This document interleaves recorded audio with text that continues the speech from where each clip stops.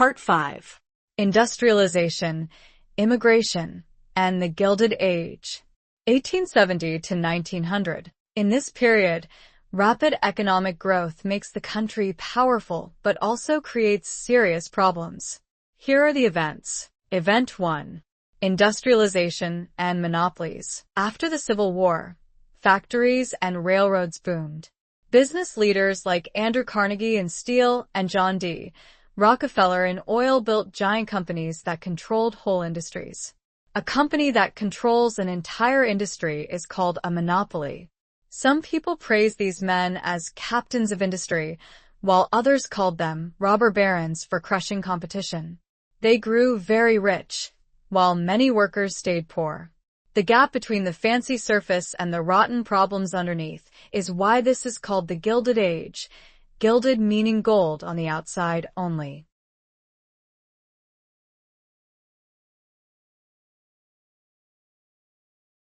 That same growth pushed Americans west. Our next event. Event 2. Settling the West. The Homestead Act and the railroads. The government encouraged people to settle the West. The Homestead Act offered settlers free land if they would farm it, and a transcontinental railroad, finished in 1869, connected the whole country from coast to coast. But this came at a terrible cost to Native Americans, who were pushed off their land onto reservations. A law called the Dawes Act tried to erase their culture by breaking up their land. By 1900, the frontier was basically settled, closing a chapter of American history. Notice the pattern repeating from the Trail of Tears: growth for some, loss for Native Americans.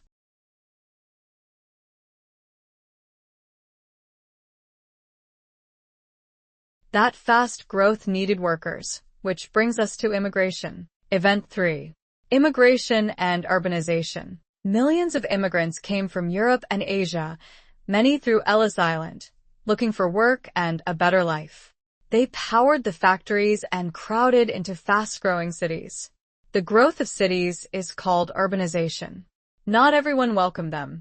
Some Americans, called nativists, wanted to keep immigrants out, and Congress even passed the Chinese Exclusion Act to ban Chinese immigration.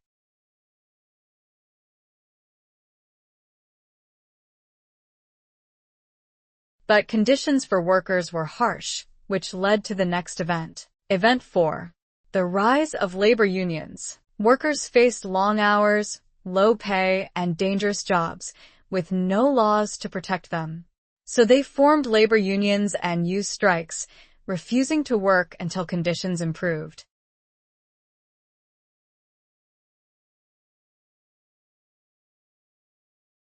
Here's a question.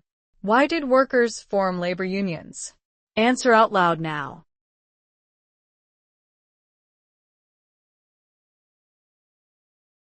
Here's the answer. To fight for better pay, shorter hours, and safer working conditions. While the economy grew, the rights won after the Civil War were quietly taken away. Our final event. Event 5. Plessy versus Ferguson.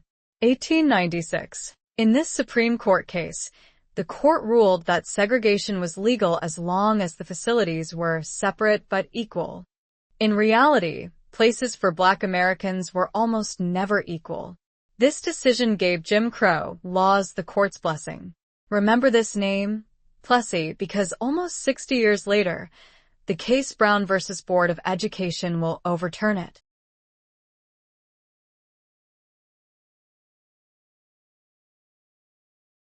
Quick recap of Part 5. Industrialization and monopolies made the country rich, but unequal. Settlers and railroads filled the West while Native Americans lost their land.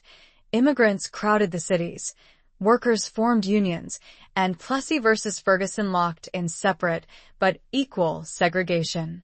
The big lesson: fast growth creates problems that lead to reform, which is exactly what happens next.